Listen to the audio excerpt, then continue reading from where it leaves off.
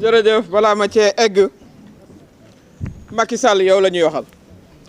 jigéenu Sénégal yow la ñuy waxal nga bàyyi nga suñu doom yi ñu bàyyi leen di leen rey nanu arrêté di rey suñu doom yi jigéenu Sénégal yi loolu lañ lay wax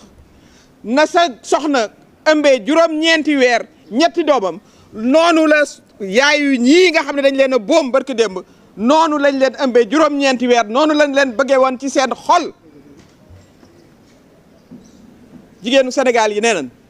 arrêtez de tuer nos enfants, qu'on arrête de tuer nos enfants qui exercent leur droit constitutionnel doon manifester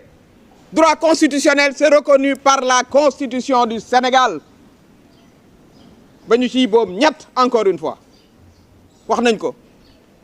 kenn mësta boomee autant de jeunes enfants que depuis ces derniers mois et ces dernières années il faut que cela s'arrête il faut que cela cesse loolu Macky Sall lañ koy wax na nga buggee sa ñetti doom yooyu nga jur ñooñu la xale yii noonu la seeni wayjur noonu lañ leen bëggee woon tey ñu boom leen ñi fi nekk di wax société civile ñoom ñëpp la lutte contre l'impunité fii la commencé ça va commencer là ça doit s'arrêter démb ñu dégg ci interview bu mu jot a def ne voilà eh bien alors dégg nga maam su ngeen ñëwul dialoguer am na ñoo xam ne ñu ngi fi dinañ ñëw jël le pouvoir loolu mooy appel à coup d'état xool loolu la ñëpp comprendre mais loolu c'est inqualifiable ko bu ñu la jaarale woon fii ngay jaarale nit ñi kon doo mës a dégg président tey nga jaaxle naan voilà da ngeen di ñëw dialoguer wala am na ñeneen ñoo xam ne ils viendront les politiciens on doit faire attention c'est toi vous qui devez faire attention monsieur le président de la République c'est vous qui devez faire attention le 2 avril ci la sa ay di jeex terminé lii fi xew yëpp yaa ko indi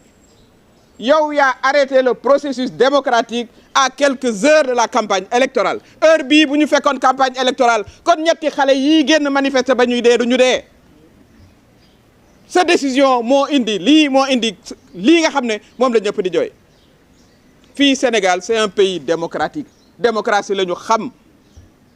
mënoo fee génne démocratie c'est pas possible mënoo génne démocratie fii la nga xam ne moom la ñu lay laaj te mu leer mooy nga organiser élection yi le 2 avril nga jël say bagages nga dem amut leneen loo xam ne lii moo fi war a mën a am votre mandat monsieur le président de la République vous le savez très bien il se termine le 2 avril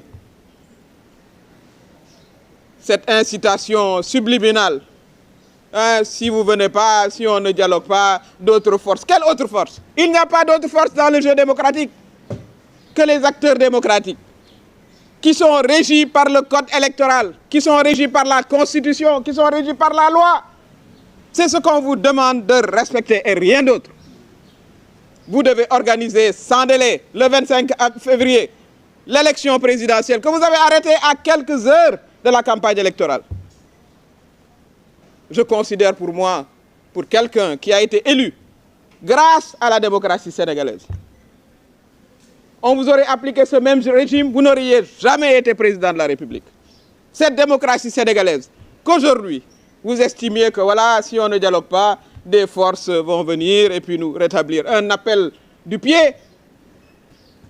à des forces qui n'ont rien à voir dans la démocratie, absolument rien à voir, et qui ne vous suivront pas. Parce que le Sénégal, la démocratie est ancrée dans nos valeurs. Tout ce que nous vous demandons aujourd'hui, c'est sans délai, organiser l'élection le 25 février. Nous demandons aussi au Conseil constitutionnel, nous avons fait un recours au Conseil constitutionnel. Mesdames, messieurs, vous êtes 5 Sénégalais aujourd'hui. Sachez que 7 Sénégalais, 7, l'avenir de ce pays en quelque sorte est aujourd'hui entre vos mains. L'histoire vous a placé devant nous. C'est à vous d'entrer dans l'histoire ou c'est à vous de marcher et de montrer dos à l'histoire. Vous savez pertinemment que la loi qui a été votée pour le report est une loi anticonstitutionnelle. Nous avons fait recours. Si on veut que le Sénégal continue sa marche démocratique, mais rapporter cette loi qui est anticonstitutionnelle. Et nous retournerons normalement dans le processus électoral qui était entamé et qui n'aurait jamais dû être interrompu. loolu mooy wax ji tey juróom-ñaar ngeen yu sénégalais yoo xam ne yii bu ñuy seet avenir ak président au Sénégal mu ngi seen loxo ndax la xew assemblée nationale ñu delloo génne délai bi ne non léegi dañu koy yóbbuwaat 9 mois xam ngeen ne loolu tegul ci yoon xam ngeen ko bu baax li président Macky Sall doon wax mu ngi fii tege ñoo àndoon ak moom ñun ñoo doon manifester ak moom na ku ne delluwaat xool dans les réseaux sociaux la mu doon wax président Ablaye Wade ne ko fii doo fi toogaat 1 jour supplémentaire mais yow it Macky Sall doo fi toogaat 1 seul jour supplémentaire kon conseil constitutionnel soxna yeeg ña fa ne xam leen ne la ngeen war a def pour lii dak xale yii di génn manifester te ñu am ci droit nag am droit mu manifester di manifester pacifiquement ñu naan leen tell bal ñuy dee 22 ans 23 ans mais où est dans quel pays c'est-à-dire rien que ça c'est une défaite loolu waroon naa laaj ku jiite réew mi démissionné sa ay propre doom yow ñu tuddee la le père de la nation dafa am sens waxuñ ko rek nii mooy da nga war a protéger sa jeunesse warta génne di manifester ñu leen di dóor bal ñuy dee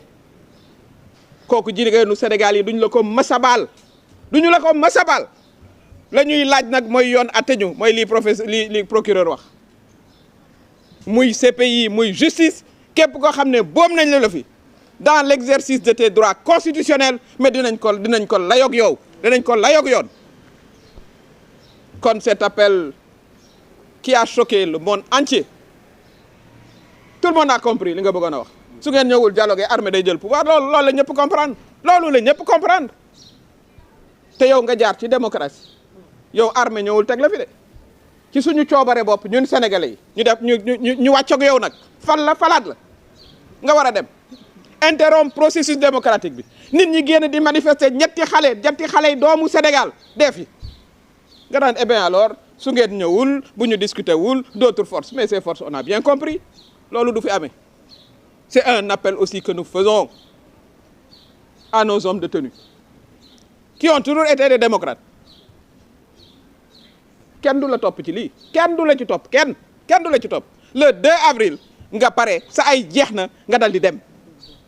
ñu organiser ay élections kon sénégalais yi aussi loolu noonu la ñu taxawuñu neneen fii du ay casseurs nekk ci biti wala ay jeunes lañu ay femmes ay mag yu taxaw gis nañu ay mag 70 80 ans yore seen drapeau Sénégal personnes handicapées bien sûr brutalisées c'est-à-dire da ngay dem ba yow gàcce ngay am comme sénégalais gàcce suñu wax ju bari jeeg droit de l'homme nga gis say force de l'ordre di brutaliser ay soxna une femme dal doxe ko ginnaaw même pas en face parce que jigéenu Sénégal kenn du leen xokkatal doxe ko ginnaaw dóor mu taxaw noonu la jigéenu Sénégal yëpp taxawee noonu la ndawu Sénégal yëpp taxawee noonu la magu Sénégal yi taxawee kon loolu mooy li nga xam ne moom lañ ci bëggoon a wax ak xol bu naqari waaye ak détermination wax naa ko détermination sans faille bu fekkee ne nag 18 millions de sénégalais yi mën nga ñëw dugal kasu ñun ñëpp bismillah.